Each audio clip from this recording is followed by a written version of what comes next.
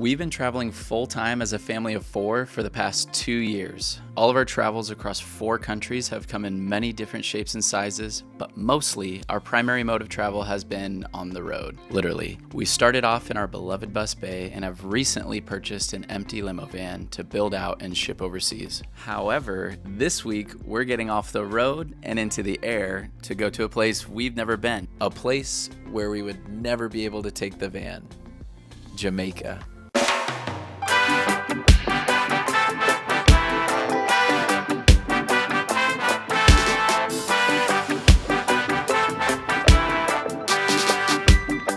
In this video, we will be comparing family luxury resort life to family van life, and you know we'll be keeping score. It might seem obvious which will win, but you never know once you actually experience both. We'll look at conveniences as well as advantages and disadvantages to both. Plus, only because y'all love Thor so much, we'll give you a quick tour of the resort as well as our homes on wheels. Let's get into it. Resort life versus van life.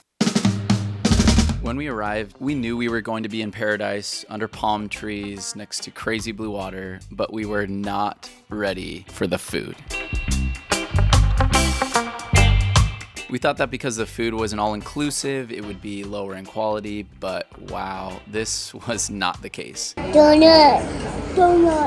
This Peruvian restaurant, Yaku, was literally one of the best meals that we have had in a long time. But this wasn't Peru, and if you've never been to Jamaica, you can't say that you've been there if you haven't had oxtail. So the fact that we didn't have to cook or do dishes while eating high-end food, that's big points for resort life.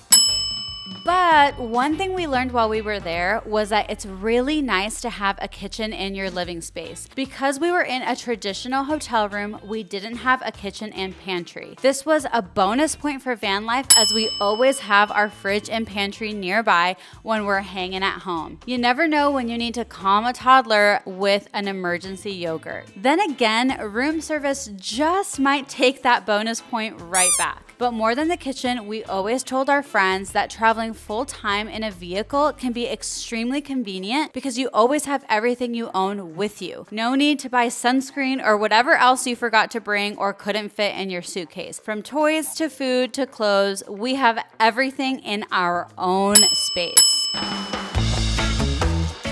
And speaking of space, let's talk about actual physical space. We didn't do any calculations of square footage, but we can say with mathematical certainty that our room is way bigger than the van, and probably even bigger than our bus. Our room felt giant, and you know when we get an opportunity to stretch out, we take full advantage. And let's give another point for the complimentary bottle of champagne.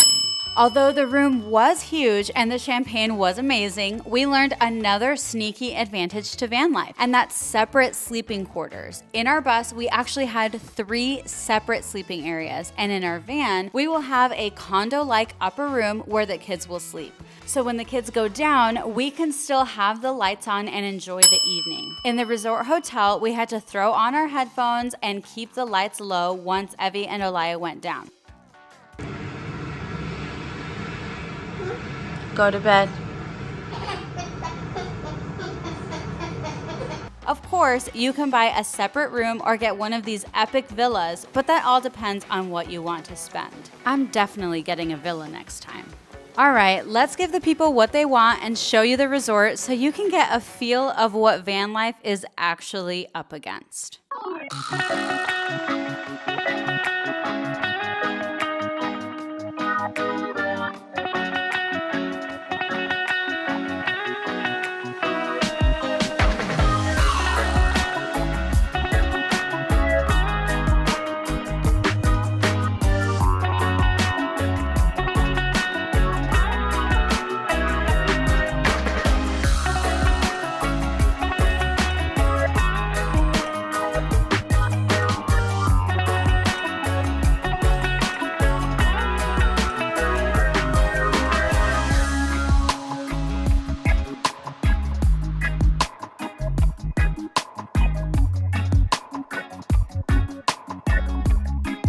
Let's stay on the beach, but now run through our house.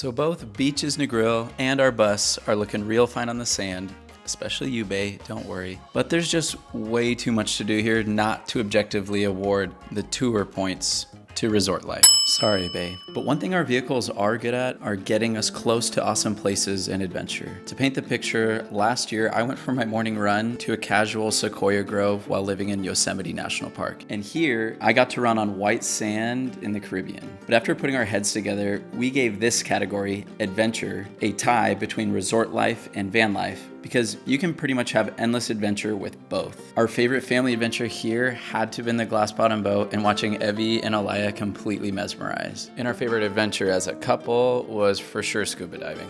Which leads us to a feature of resort life that may just set the score too far apart. So we have yet to find this service in nomad life. If it existed, it might be weird, but honestly, if you offer it though, yeah. Hit me up. This might be a business idea, but here on the resort, they actually have like almost the whole day free daycare hours. Literally free babysitting with like certified background check babysitters, Sesame Street themed. I have a feeling the kids are gonna be like, why are you here? Why are you picking us up? So we're actually picking them up right now. They've been here for a couple hours and we'll see what kind of state they're in. Where's Mrs. Yeah. Hi. Hi, What'd you make, bud? I made this. Oh, she made one too. Yes, baby. Wow, show me your painting. This is our friend's baby. Oh my gosh, look at that. Daddy, Yeah. you bumped into my blue. Oh, did I almost ruin your artwork? Yes, Oh, you sorry. almost did. Okay, I'm glad I missed it almost. Be more careful. So the score is a little lopsided, and maybe it would be a little closer if we broke out weighted averages based on varied preferences for vacationers. Okay, The Economist made me say that.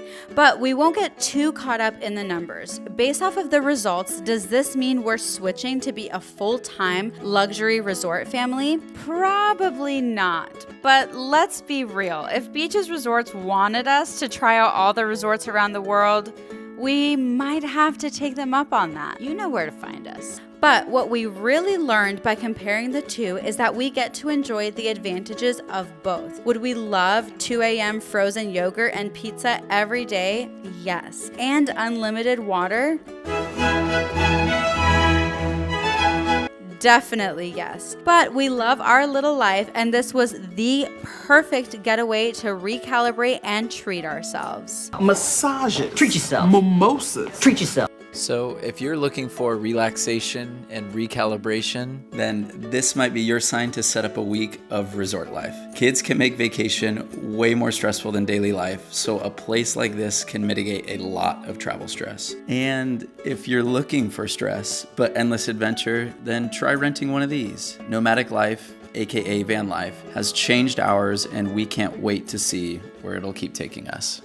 Okay. It's okay. We're gonna come back, okay? I promise. We'll come back one day. Look at me. It's okay.